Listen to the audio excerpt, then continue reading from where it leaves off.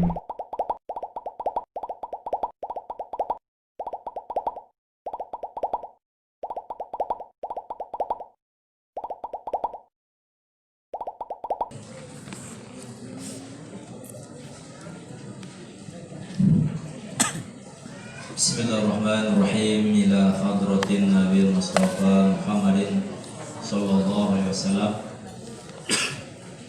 wa ala alihi wa ashabihi sallallahu lahumul Fatihah. Alhamdulillah rabbil alamin arrahmanir rahim maliki yaumiddin iyyaka na'budu wa iyyaka nasta'in ihdinas siratal mustaqim siratal ladzina an'amta 'alaihim ghairil maghdubi 'alaihim waladdallin amin. Wa ila arwaina wa ummahatina wa masyayikhina wa khususan ila nurabina al-marhum Tamur Muhammad Ridwanullah Ta'id wa usulim wa qurim syarillahi lahumul Fatihah. Ar-Rahmanir-Rahim maliki yaumiddin iyyaka na'budu wa iyyaka nasta'in ihdinas siratal mustaqim siratal ladzina an'amta 'alaihim ghairil maghdubi 'alaihim waladdallin amin. Rabbi shrah li sadri wa yassir li amri wa hlul 'uqdatam min lisani yafqahu qawli amma ba'd. Nah, kita lanjutkan at-taghayyur taqdiri ya. Sampai situ. Perubahan at-taqdiri, yakni perubahan yang dikira-kirakan. Jadi bab yang akan kita bahas yakni perubahan yang dikirakan. Ketika kita nanti menemukan ada air yang kejatuhan benda atau sesuatu yang najis, lalu sifat najis ini dia sama dengan sifat air itu. Lalu bagaimana cara kita mengukur kenajisan air tersebut? Ya, itu yang kita bahas dalam at-taghayyur taqdiri, yakni perubahan yang dikira-kirakan. Ta'rifuhu, adapun ta'rifnya, definisi dari at-taghayyur at-taqdiri, huwa yaitu an-nahkuma, bahwasanya kita hukumi ya, binajasatil ma'i, dengan najisnya air, au taharatihi, atau sucinya air, takdiron, dalam hal dikira-kirakan atau mengira-ngirakan. Nah, itu kita hukumi air itu najis atau suci dengan cara takdiron, dikira-kirakan. Karena kalau ada kita temukan air lalu di situ jelas najisnya, sudah tidak perlu dikira-kirakan ya, sudah jelas ada najis, sifat-sifat najisnya sudah tampak, maka sudah pasti itu najis. Tetapi ada satu kondisi ketika air sifat-sifatnya dia sama dengan najis ya, tidak tampak, tidak kelihatan. Nah, maka untuk kita tentukan apakah ini najis atau suci air itu dengan cara dikira-kirakan. Wa in kanat sifatuhu, meskipun ada sifatnya, sifatil ma'iyah, di sifat air.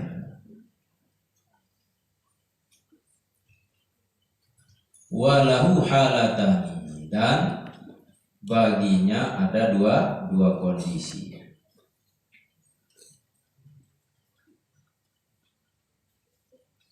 Yang pertama, taratan, satu waktu ya, satu kondisi atau satu ketika ya,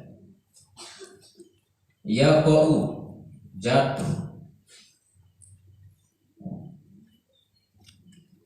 Yaqa'u jatuh. Fil ma'i, di dalam air. Nah, misalnya ada air kejatuhan apa? Najasatun najis.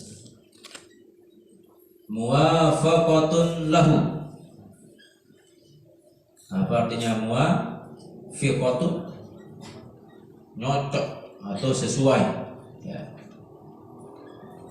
Jadi air yang kejatuhan najis itu sesuai lahu bagi air itu fi sifatihi pada sifat-sifatnya. Nah, misalnya ada air kejatuhan najis. Najis yang jatuh ke air itu sesuai atau cocok sifat-sifatnya. Seperti apa? Kabaulin munqati'ir raihati, seperti air kencing yang hilang baunya. Ada air kencing dari warnanya misalnya bersih, baunya sudah hilang. Nah, lalu jatuh di air kejatuhan air kencing itu misalkan. Nah, bagaimana kita tentukan? Ini fayuqaddaru, maka dikira-kirakan ala hasabi sifatin najasati. Ini dalam maksudnya dikira-kirakan, ya, dalam kurung ala hasabi sifatin najasatil mukhalafat lil ma'i fi sifatihi, atas sekira sifat najis al-mukhalafati yang berbeda lil ma'i bagi air fi sifatihi pada sifat-sifatnya, bi asyaddi sifati dengan sifat yang sangat mencolok. Nah, maksudnya ketika ada air, ya, kejatuhan najis, nah sifat najis dengan air itu dia sama, cocok, serasi, sesuai, tidak bisa kita bedakan. Nah, misalkan seperti air kencing yang sudah hilang baunya, nah, maka tentu nanti cara mengira-ngirakannya itu bi asyaddi sifati, ya, dengan sesuatu atau dengan sifat yang sangat mencolok. Kita kira-kirakan dengan sifat yang mencolok. Seperti apa? Kalaunil habri, ya, seperti warna tinta.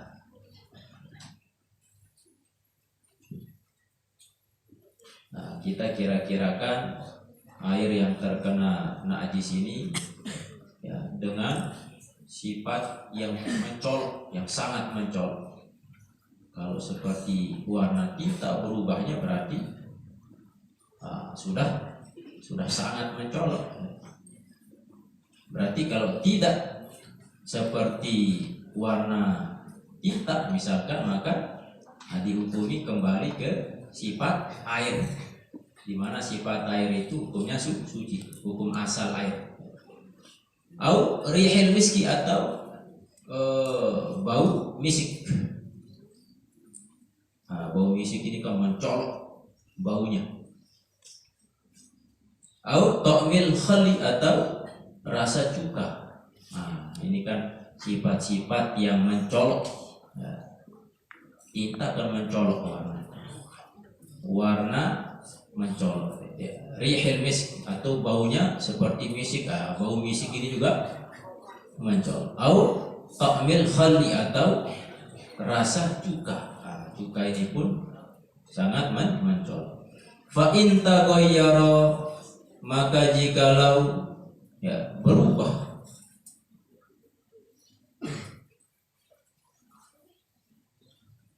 Takdiron, ya, dengan dikira-kirakan bisifatin minha, dengan sifat minha daripadanya, maksudnya daripada yang tadi ya, seperti warna tinta atau baunya misik atau rasa cuka, berubah dan dikira-kirakan mirip begitu. Fanahkumu binajasatil ma'i, maka kita hukumi dengan najisnya air. Wa hadza taqdiru, dan ini perkiraan, la yakunu, tidaklah ada itu at-taqdir ya, illa fil ma'il kasiri, melainkan pada air yang banyak. Jadi mengira-ngirakan dengan warna tinta atau bau misik atau rasa cuka itu kita kira-kirakan pada air yang banyak ya. Kalau air yang sedikit, tentu ketika kejatuhan najis walaupun berubah atau tidak, tetap dihukumi karena sedikit ya. Nah sekarang bagaimana ketika air itu banyak tetapi kejatuhan najis? Nah apakah dia berubah atau tidak? Nah kita kira-kirakan perubahannya itu dengan suatu yang mencolok tadi. Kalau perubahannya mencolok, misalnya kamu kencing ya, satu kolam kamu kencing, nah ternyata kita kira-kirakan ini jelas tadi kencing di air yang banyak, satu kolam. Nah kita kira-kirakan berubah enggak airnya itu? Oh ternyata berubah. Nah makanya dikira-kirakan dengan warna yang mencolok, bau yang mencolok, dan rasa yang mencolok. Seperti bau misik. Nah ini walaupun satu kolam ini paling baunya misalnya, maka dihukumi najis. Kalau tidak ya tidak. Yang kedua, tarotan, suatu ketika, suatu waktu, ia qa'u fil ma'i, jatuh di air. Kalau tadi jatuh di air najasatun najis.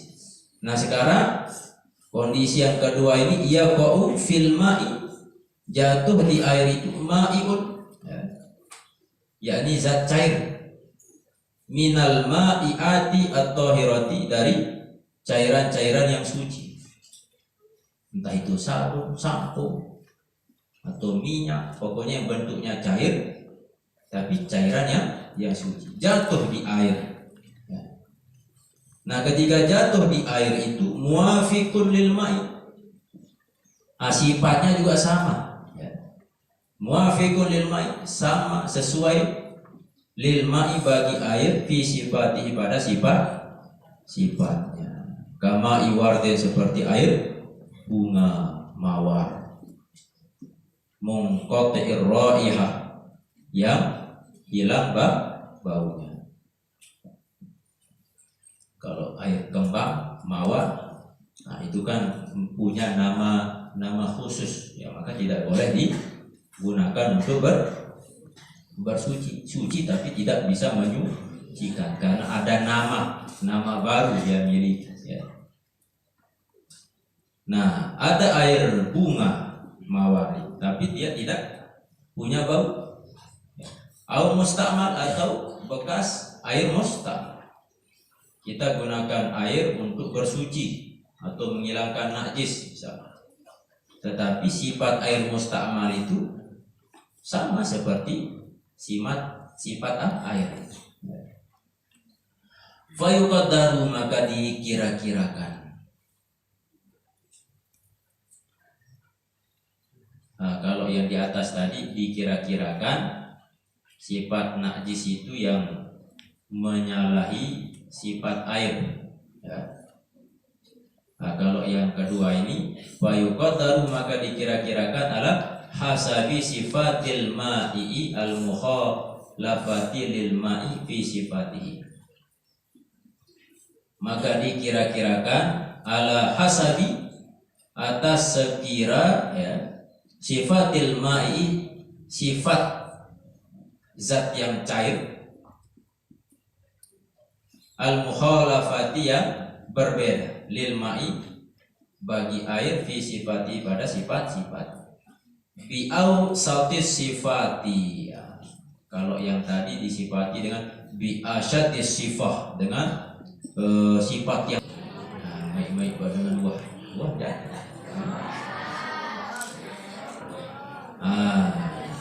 warihil lazani ya. Atau bau al-lazani. Bukan dan al-lazani al-libani zakari. Ini baunya apa kan al-libani laban susu az-zakari. Bau susu hewan jantan. Arah hewan jantan di susu baunya. Pokok manggu-manggu ngeruh jagain ya. Fa in taghayyara, maka jikalau berubah takdiran dikira-kirakan bisifatin minha dengan sifat minha daripadanya fanahkumu maka kita hukumi bi annal ma'a dengan bahwasanya air itu thahirun suci at-taharatu bihi bersuci dengannya. Wa hadza takdiru dan adapun perkiraan ini yakunu adalah bil ma'il qalili pada air yang sedikit wal ma'il kasiri dan air yang banyak. Wa huwa mandubun dan yaitu perkiraannya itu mandub sunnah. Kalau yang tadi wa huwa wajibun hukumnya wajib. Falau hajama maka jikalau suci ya atau bersuci alal ma'i atas air itu biduni ijtihadin tanpa adanya ijtihad. Bukan ijtihad bersungguh-sungguh ya. Sohat toharuduhu maka sah bersucinya. Misalkan tadi perubahannya tidak sampai ukuran warna yang tadi, warna asir ya. Lalu dia gunakan untuk bersuci tanpa ijtihad misalnya. Maka hukum bersucinya sah ya. Karena ini adalah sunnah, mengira-ngirakannya itu sunnah. Itu bagi air yang kejatuhan zat cair. Tapi kalau air kejatuhan najis harus wajib hukumnya dikira-kirakan. Babul aniyah. Kita bahas babul aniyah. Bab tentang aniyah. Apa artinya al-aniyah? Jam'u ina'in, jamak dari kata ina'in. Wa awani, jam'u aniyah, jamak dari kata aniyah. Kalau disebut al-aniyah itu jamak dari kata ina ya, ina'in satu wadah. Wa awani, ini jamaknya awani, jamak dari kata aniyah. Mau kita bilang awani atau ina atau aniyah ya, sama. Wal muradu biha, dan yang dimaksud dengan wadah ya, aniyah itu kullu ma ya'khuzu firagan minal hawa'i wa in saghra. Kullu ma ya'khudhu, setiap perkara yang mengambil, firago, yakni tempat kosong, firag, minal hawa'i, dari udara, wa in sagura, walaupun tempatnya itu kecil. Nah, itu namanya wadah. Intinya wadah itu tempat kita naruh sesuatu, baik itu kecil atau besar. Intinya tempat sesuatu yang ditempatkan di sini.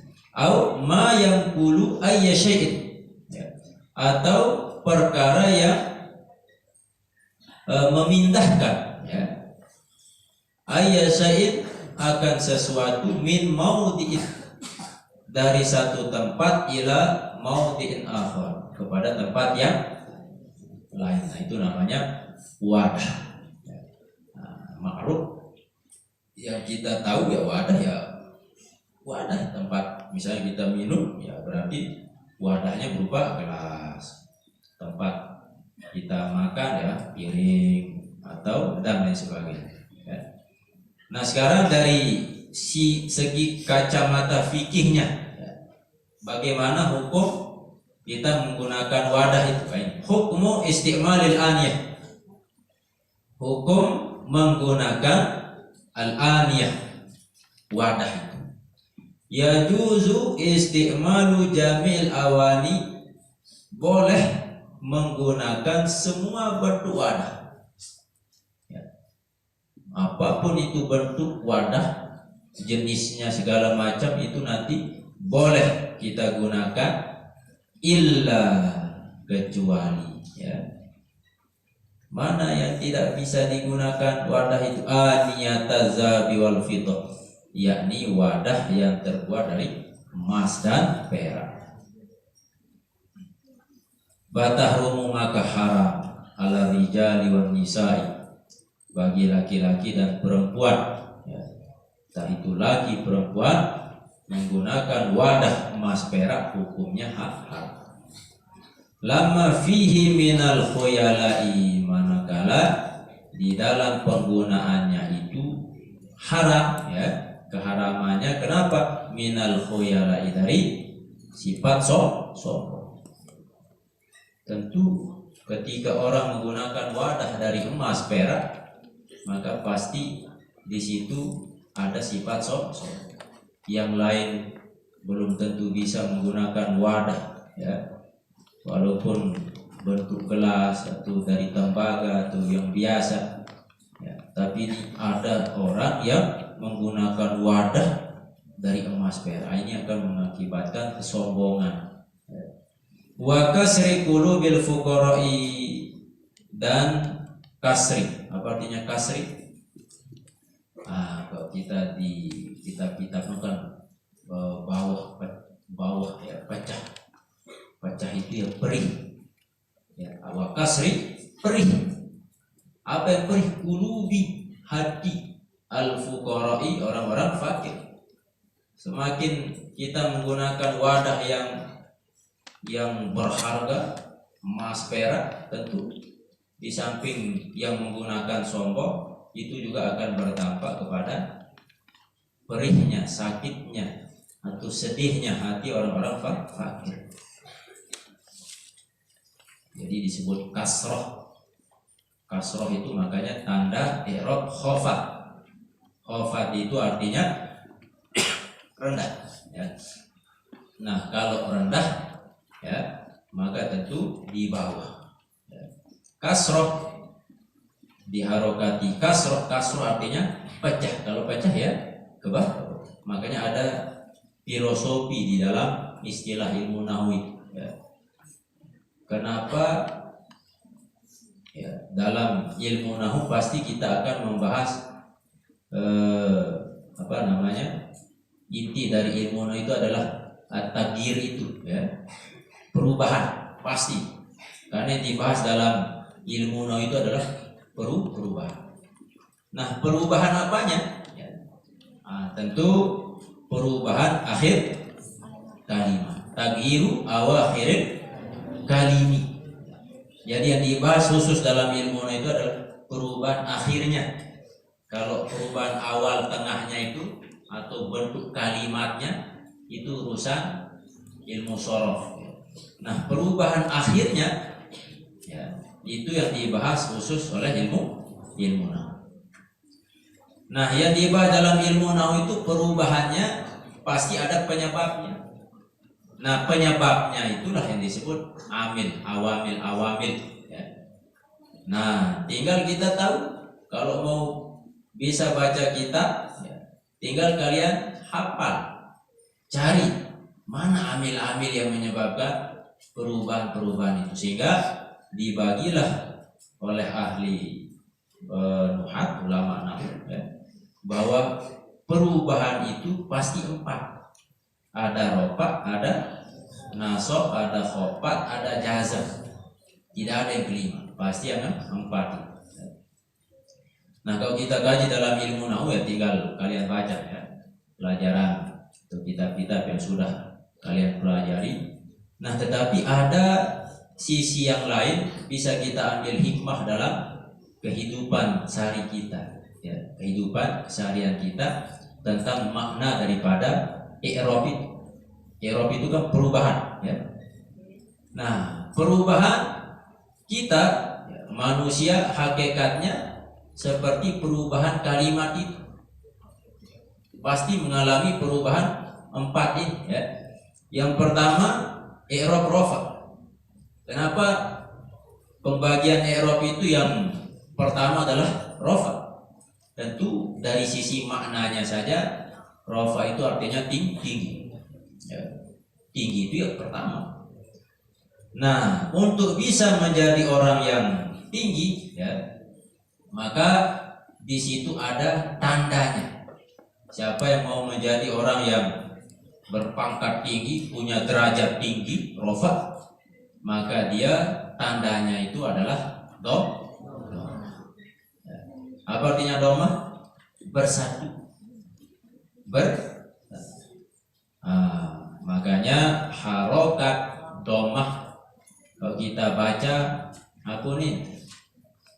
Misalnya dun ya, zaidun, apa ya dah, bakrun, pokok domah itu namanya bersatu.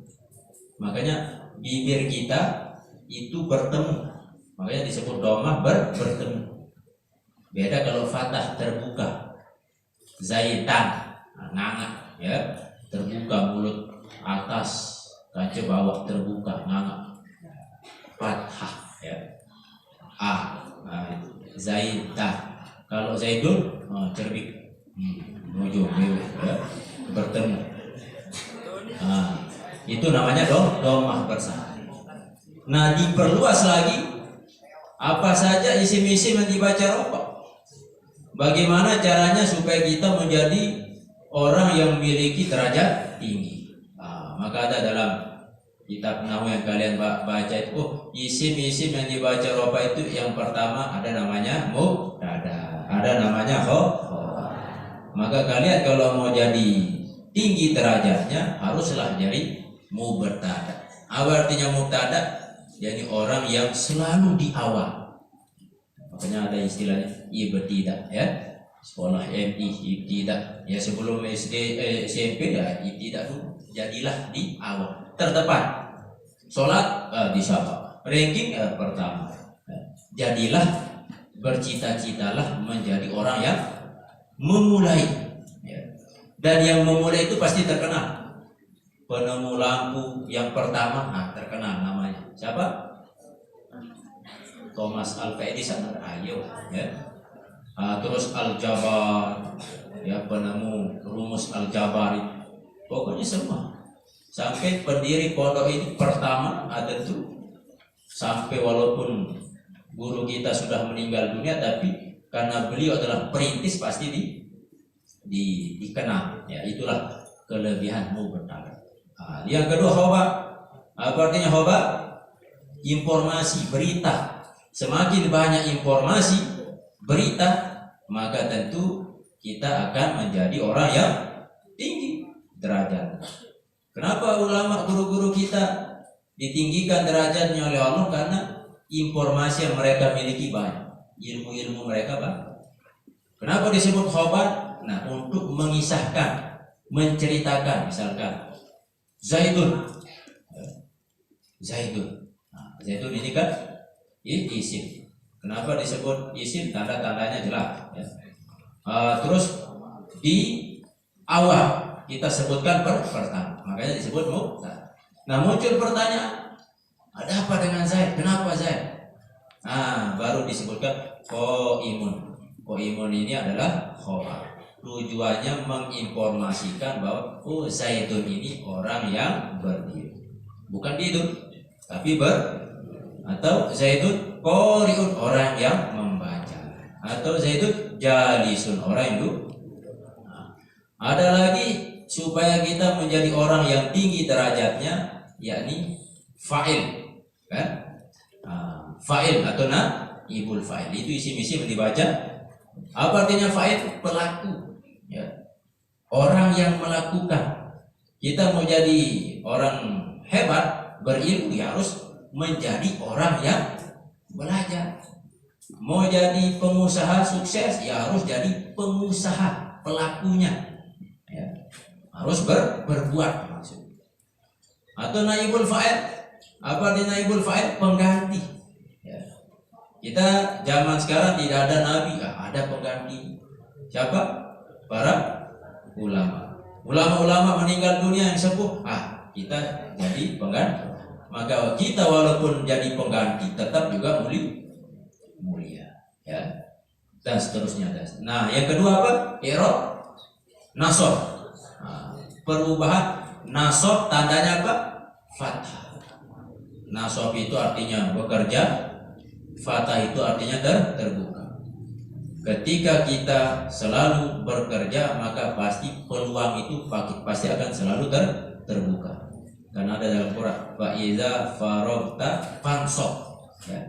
Jika kamu sudah selesai melakukan suatu kegiatan, maka kerjakanlah pekerjaan yang berikutnya. Jangan numpuk-numpukkan pekerjaan itu, ya. Kerjakanlah langsung, ya. Apalagi ketiga, i'rab khafat. Khafat apa artinya? Bawah, rendah, ya. Nah, kenapa bisa rendah? Tentu karena tandanya apa? Kasroh, berpecah belah. Siapa yang berpecah belah maka dia akan hina, rendah, ya. Salah satu penyebab dia menjadi khafat, rendah, karena kemasukan amil awalnya Zaidah menjadi bizaidin. Nah, jadi Zaidan ini terpengaruh isi batin, penjahat dia, maka jadi dip. Nah, maka jadi kas rendah. Maka jangan kita mau seperti itu, ya. Pilihlah teman-teman yang baik, jangan milih teman yang buruk. Kalau sudah punya teman buruk, maka nanti dia yang akan mempengaruhi. Dia akan jadi amil apa? Amil khofat, amil jahat, ya. Membawa kita kepada derajat yang bawah. Nah, yang terakhir apa? Jazm. Apa tandanya? Sukun. Jazm itu artinya kepastian. Sedangkan sukun artinya tenang. Nah, kalau sudah pasti, jelas, maka pasti kita tenang. Ibaratnya ada seorang kekasih, sepasang kekasih. Nah, anggaplah pacaran 5 tahun. Kalau masih dalam hal pacaran itu kita belum jazm, belum bisa tenang, ya. Belum jelas, belum pas. Tetapi ketika dia sudah melamar, maka sudah muncullah sukun, tenang. Naik harokat sukun itu baris mati, karena orang yang mati itulah yang tenang, ya. Coba dengan mati itu kan tenang, ya. Nah, seperti itulah gambaran. Jadi ketika orang sudah ada kepastian, maka akan ada ketenangan, ya. Nah, seperti yang saya ceritakan tadi atau contoh tadi, ya. Kalau sudah ada dilema, baru tenang. Nah, itu sukun, tenang. Nah, ada motivasi. Nah ini ya, perlu saya sampaikan karena kita pasti akan lalui proses itu ke jenjang pernikahan itu pasti. Ya. Ada orang yang menikah. Kenapa dia menikah? Nah, ada sebagian mengatakan karena jatuh cinta. Nah, setelah dia menikah, apakah dia akan bahagia? Belum tentu. Nah, maka ada bedanya jatuh cinta dengan membangun cinta. Kalau jatuh cinta itu 5 menit, 10 menit dia bisa jatuh cinta. Ya. Dan ketika seorang jatuh cinta, seolah-olah dia itu bisu tuli buta. Kenapa? Karena dia tidak melihat keburukan pasangannya. Cinta luar biasa. Kenapa? Karena dia buta, tidak melihat kekurangan. Tapi ketika sudah menikah, sudah halalan toibah, maka membiru seuru-uru akan nampak, belang-belangnya nampak. Lah, pas terkena galon. Atas dasar mata, ya, atas dasar hidung, atas dasar telinga, ya, panca indera ini, maka tentu itu tidak akan bertahan. Nah, itulah fungsi daripada membangun cinta. Walaupun kurang, tetapi kita sebagai penyempurna, melengkapi kekurangan itu. Ya, nah, maka itulah yang perlu kita pahami untuk mendapatkan perubahan yang lebih tinggi. Jadilah seperti Rofa itu, ya. Nah, kita lanjutkan. Hukum istimalil aniyah tadi apa? Boleh menggunakan semua wadah kecuali dari emas dan karena nanti muncul sifat sombong dan juga akan mengakibatkan hati perasaan orang-orang kita boleh nanti